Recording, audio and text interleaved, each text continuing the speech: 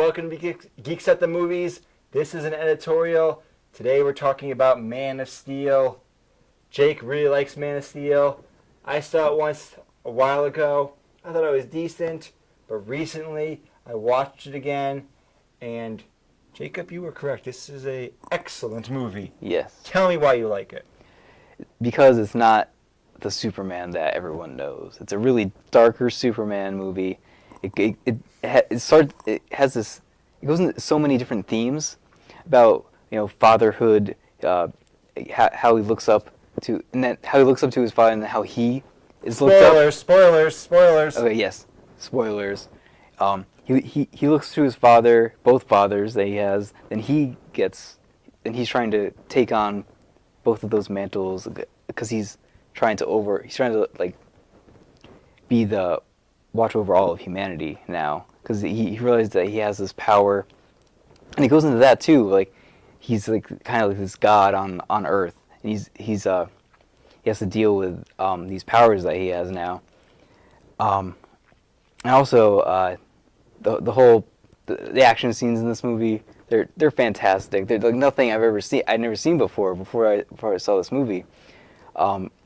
Just the way that Zack Snyder choreographed and directed it, it was amazing. But visually, it's just an impressive film. Yeah. What did you like most about the movie? First thing that I liked, even when I originally saw it, before I really got into it later on, was the visual style. It is a striking film visually. None of the other comic book movies really look like Man of Steel. And Man of Steel, more than any other comic movie, more than Avengers or any other epic comic movie, feels epic to me. It feels like it's on a planet-wide scale. It feels like I am dealing with very powerful people. Yeah. Superman can fly in a way that completely defies gravity. We don't get that in Marvel films. You don't have these characters that are like that. I mean, Iron Man, he has thrusters, it's not the same thing. Thor has to use his swinging hammer. It's not this person that's like, I defy gravity. And growing up as a kid, I always hated Superman. And part of it was being tainted by some low-quality stuff. From some of the original movies, which I never liked, to I used to watch this Superman TV show from the 50s on Nick at Night. And of course, they didn't have the technology to do a flying character. So none of the fight scenes ever made any sense. I'm like, wait, why did he just fall? Why didn't he just fly right there instead of falling? This doesn't happen here.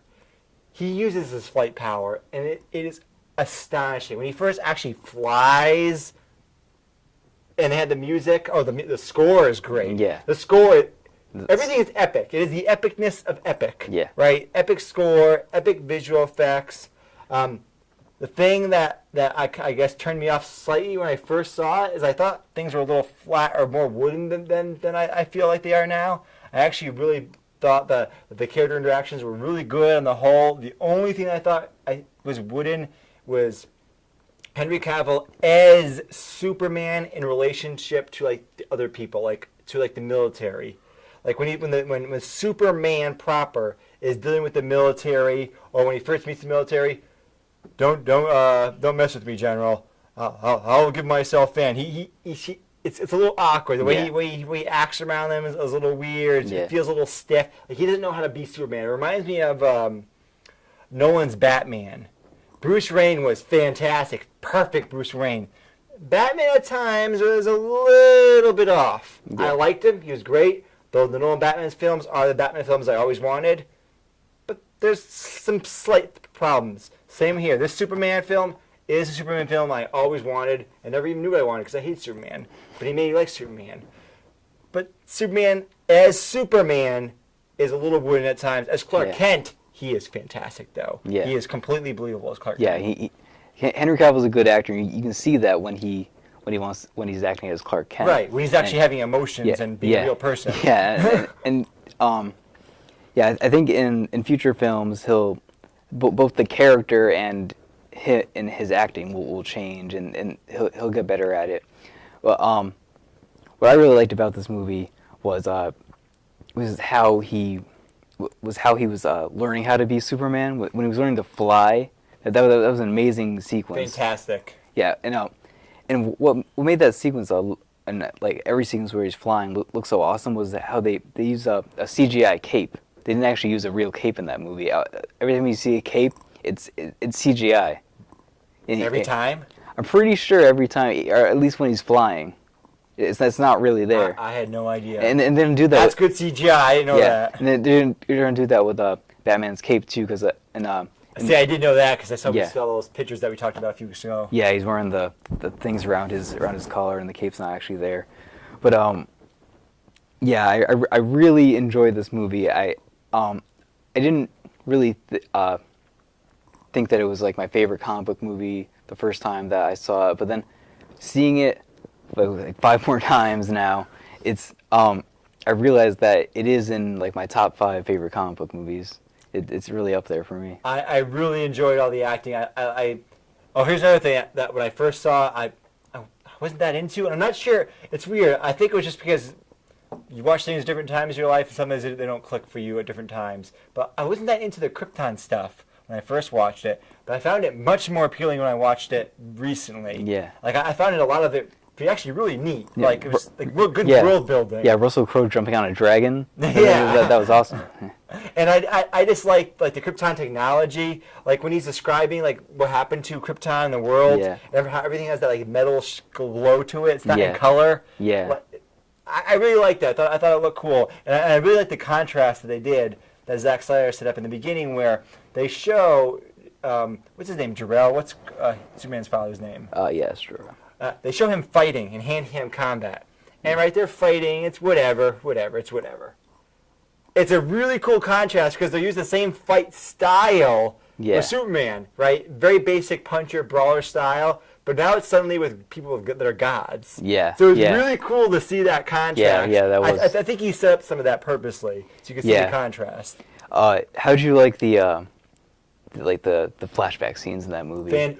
Wonderful. Yeah, Fantastic. Zack Snyder did such a good job of setting up this character. So good. Like when he's a little kid, and he's seeing his X-ray vision. It's going like all crazy and everything. It was great. Yeah, and then he runs into the closet, and then he's like, "Mom, the world's too big," and she's like, "Just make it small." Like that.